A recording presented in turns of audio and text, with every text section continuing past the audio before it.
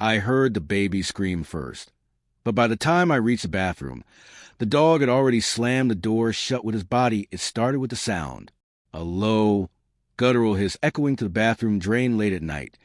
Faint at first, like steam escaping a kettle. I thought it was just the old plumbing groaning. The house was built in the 70s, and strange noises weren't unusual. But then it got louder and stranger.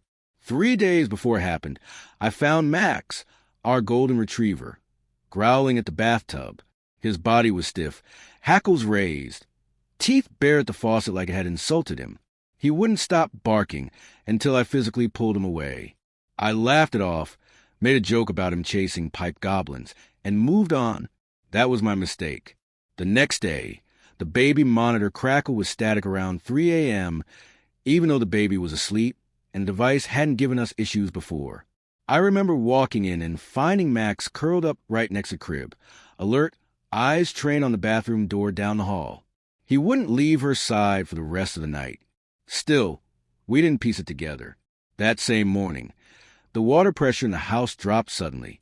The faucets hissed and gurgled like something was caught inside, and the water came out cloudy. I called the plumber, but he said everything looked normal for an older home. I accepted the explanation, even though Max had started following the baby everywhere she crawled, shadowing her movements like a silent sentinel. Then came the final sign.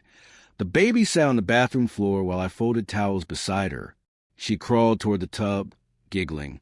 Max stood suddenly, ears perked, and let out a low whine. Before I could react, he leapt between her and the drain and began to growl.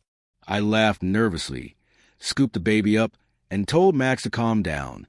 I wish I hadn't, because less than 24 hours later, I would understand what Max had sensed all along, what had been living beneath our feet, slithering through the walls and whispering through the pipes.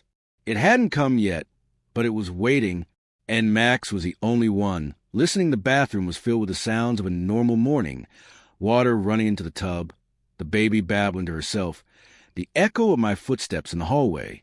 Then everything changed. From the kitchen, I heard Max bark, once. Not playful, not curious.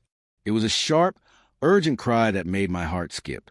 Before I could even take a step, the baby let out a shriek.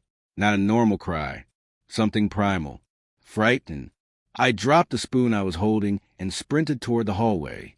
That's when I saw Max, charging down the corridor like a bullet, his nails skidding against the wooden floor. The bathroom door was wide open. Inside, my baby sat near the tub, one hand in the water, completely unaware of what was uncoiling itself in the drain just a foot away from her. It was thick, black, glimmering, a snake, larger than any I'd ever seen, half submerged, the other half rising from the dark hole like it had always belonged there. Its head emerged, tongue flickering, drawn to movement, to heat, to life, to my daughter. Max didn't hesitate. He didn't bark. He didn't growl. He launched himself forward, body low and fast. With his head down, he slammed into the baby's chest, not hurting her, but shoving her backward with enough force to send her tumbling out of the room on her diaper-padded backside. She cried out in confusion as she slid across the hallway tile. I moved toward her, but the door swung shut right in front of me. Max had kicked it closed from the inside. I banged on it, screamed, tried to twist the knob, but had jammed from the impact. Inside, Max was alone. With it, there were muffled snarls, a loud thud, the sound of ceramic crashing. My fist pounded the door as the seconds stretched into forever. All I could think was, he chose her over himself. In that single moment, Max didn't wait for me. He didn't wait for help. He made a decision to protect, to sacrifice, to be more human than most people ever would be. And all I could do was pray that the door would open again, and that Max would still be breathing when it did. The doorknob wouldn't turn. I twisted, yanked, slammed my shoulder against it. From inside, I heard the sharp clatter of falling bottles, the screech of claws on tile, and something else. Something wet dragging itself along the floor. Then silence, just the baby crying behind me. My heart raced as I scrambled to find something to break the door down. A metal clothes rack from the hall closet did the trick. I wedged it under the knob, braced myself, and kicked with everything I had. On the third try, the lock splintered and the door creaked open, just enough for the smell to hit me. It wasn't blood. It wasn't even rot. It was something older, earthy, damp, and wild, like something from deep underground had been disturbed. I pushed the door open. The bathroom looked like a crime scene. The shower curtain had been shredded. Shards of soap dishes and shampoo bottles littered the floor. The drain cover was gone, ripped clean off and lying halfway across the room. Tiny rivulets of blood streaked the tiles. And in the middle of it all was Max.